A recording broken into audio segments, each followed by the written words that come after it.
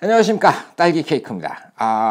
원래는 조명에 대한 거, 스피드라이트 뭐 이런 거에 대한 강좌를 계속 하려고 그랬는데 여기 환경이 그런 걸 여러분들한테 보여드리기가 너무 힘든 거예요. 제가 그동안 머리를 좀 쭉쭉 짜봤는데 안 되겠더라고요. 그래서 포기하기로 했습니다. 그건 나중에 좀 환경이 되고 장비가 되고 뭐 이럴 때 보여드리도록 하기로 하고, 이제부터는 실전편 첫 번째 시간으로 풍경 사진에 대해서 말씀을 드려볼 거예요.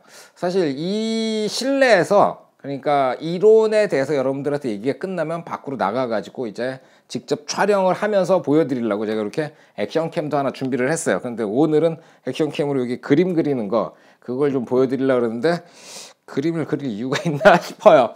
자, 제가 풍경사진 수업을 할 때는 항상 5분쯤 먼저 오세요 라고 항상 얘기를 해요. 그리고 먼저 온 사람들한테 자, 문을 열고 나가서 보이는 거 풍경 한 장을 찍어가지고 들어오세요 라고 시켰었어요. 그리고 강좌가 시작되면은 온 사람들한테 사진을 보여줘라 그러면 다들 머뭇머뭇하는 거예요. 그래서 아니, 나가서 한 장도 안 찍었어요. 찍은 건 많은데 보여드릴 수 있는 건 없어요. 뭐 이러는 거예요. 왜 그랬을까요, 그분들이? 제가 풍경 찍어 와라 그럴 때 한 명도 저한테 자신 있게 보여주는 사람들이 있긴 있었구나. 있었어요. 자, 이유가 뭐냐면은 여러분들은 풍경 사진에 대한 개념이 없기 때문이에요. 개념 없다 그러면 꼭 욕같이 들리네요. 그런데 개념이 없으면 장착을 해야죠. 오늘 이 시간에는 그 개념이라는 거 한번 장착을 해봅시다. 그 온 분들한테, 촬영을 하고 들어온 분들한테 내가 뭐라고 얘기했는지 기억을 해봐라. 그러니까 다들 그걸 까먹는 거예요. 뭘 찍어오라 그랬는지. 이거 곤란한데? 그래서 말씀드렸죠. 문을 열고 풍경 한 장을 찍어서 들어와라 그랬는데 이 양반들이 문을 열고 밖으로 나가서 그 동네를 빨빨빨빨빨 이렇게 돌아다니다 들어오시는 거예요. 그 동네가 어땠냐면은 달동네였어요. 지금은 그 동네 자체가 사라졌어요. 재개발한다고 그 달동네 산 위에 있었는데 산 자체가 사라져서 지금 거길 가려면 하늘 위에 이렇게 드론으로 가야 되는 그런 위치예요. 어쨌든 그러니까 다들 위에다 보니까 이렇게 밖을 이렇게 쭉 좀 멀리 보면은 이렇게 전경 뭐 이런 거 좀 넓은 거 이런 거 좀 멀리 있는 풍경들이 보이긴 해요. 그런데 그걸 찍으려고 보면은 요 앞에 있는 전봇대 같은 게 가려지고 뭐 쓰레기통이 가리고 집이 가리고 그래서 딱 보면은 이렇게 쫙 한 장 찍고 싶은데 그걸 이게 만만치가 않은 거예요. 그러니까 다들 고민을 하다가 들어온 거죠. 자, 풍경 사진에는 여러 가지 정의가 있어요. 범위라고 말합시다. 범위가 있어요. 멀리 있는 거, 제가 시켰을 때 촬영하고자 했던 모든 사진들이 뭐였냐면 원경이었어요. 멀리 있는 풍경.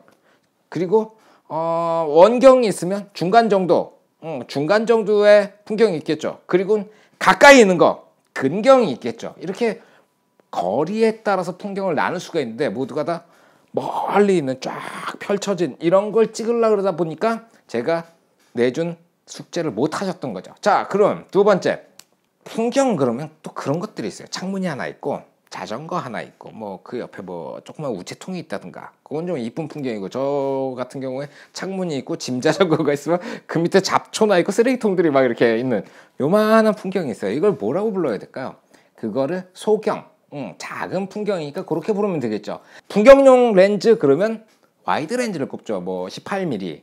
저는 18mm 렌즈를 많이 썼어요. 이게 욕하는 게 아니고 요즘은 뭐 16mm, 15mm, 뭐 12mm 뭐 이런 것들 쓰는데 저는 18mm 렌즈를 이제 슈퍼 와이드에서는 제일 많이 썼고, 제일 좋아하는 와이드 렌즈는 28mm 렌즈예요. 제일 많이 풍경 찍은 렌즈는 50mm 렌즈로 풍경을 제일 많이 찍었어요.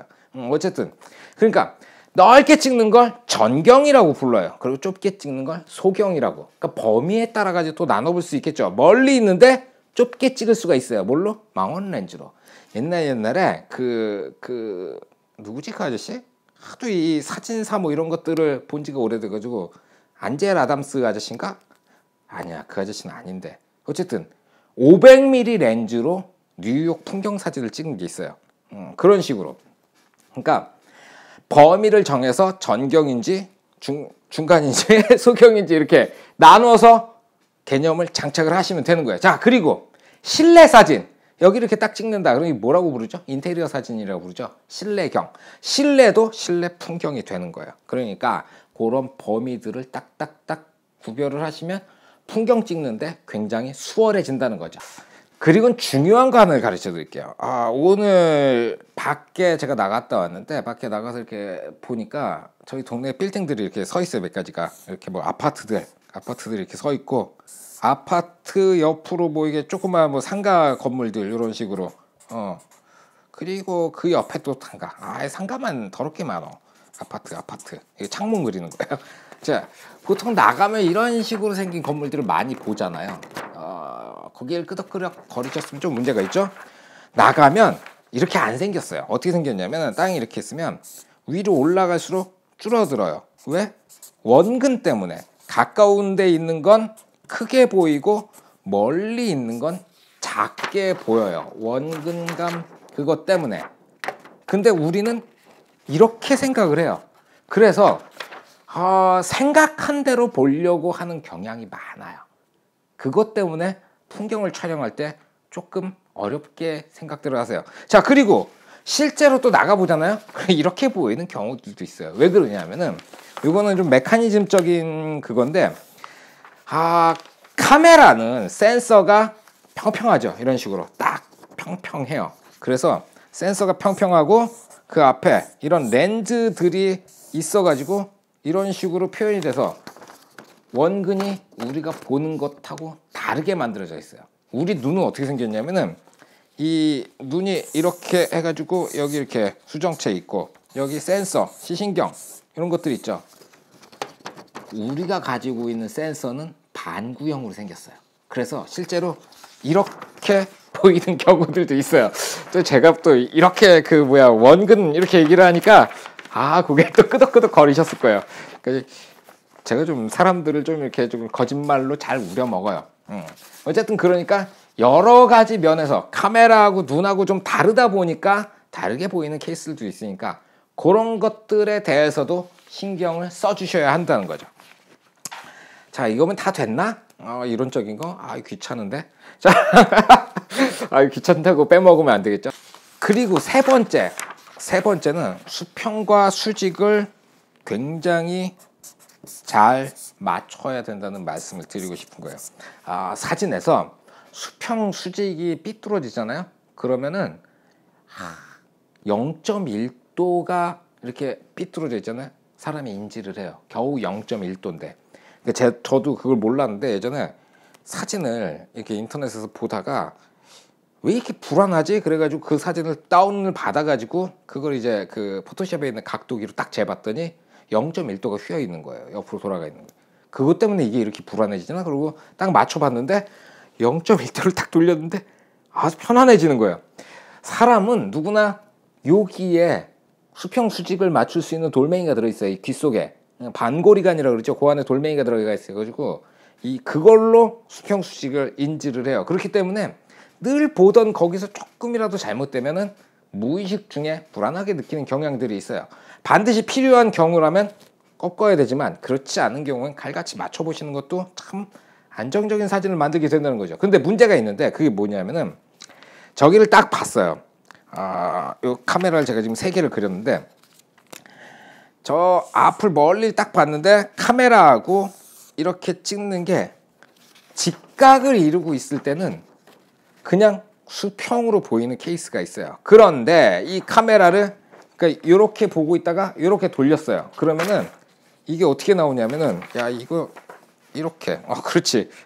이게 이렇게 돼 있으면은 사람하고 카메라하고는 수평을 수평 수직은 카메라는 잘 잡았는데 방향 때문에 이게 각이 휘어 보이는 경우들이 있어요. 이 반대의 경우도 있고. 이걸 또 내가 어떻게 표현을 해야 돼? 찍어 보세요. 한강 가가지고 정면을 보고 한 장 짝 찍고 수평 수직 잡은 채로 이렇게 옆으로 돌리면 강이 이렇게 휘어요. 그리고 이렇게 돌리면 강이 이렇게 휘죠. 그리고 직각되는 데 보면 수평으로 이렇게 가고. 그래서 그런 모든 경우들을 감안을 해가지고 어떻게 수평 수직을 잡아야 되면은 여기 들어있는 이걸 이용해가지고 그냥 보고 수평 수직 잡고 누르라는 거예요. 그런데 문제는 뭐냐면은 셔터를 누를 때 너무 꽉 누르잖아요. 그럼 카메라에 이렇게 돌아가지고 0.1도가 도는 거예요. 그래서 뭘 써야 되냐면은 트라이포드를 쓰시라는 거예요. 삼각대를 써보면 위에 물방울 수평기 같은 거 달려 있고 뭐 카메라 안에 수평기 달려 있고 뭐 이러거든요. 그래서 훨씬 더 제대로 멋들어지는 그런 사진을 만들 수 있겠죠. 오늘은 제가 풍경 사진에서 중요하게 생각하는 그 세 가지에 대해서 말씀을 드렸어요. 범위를 정하라는 것하고 그 다음에 눈에 보이는 대로 보는 방법, 그리고 수평 수직에 대해서.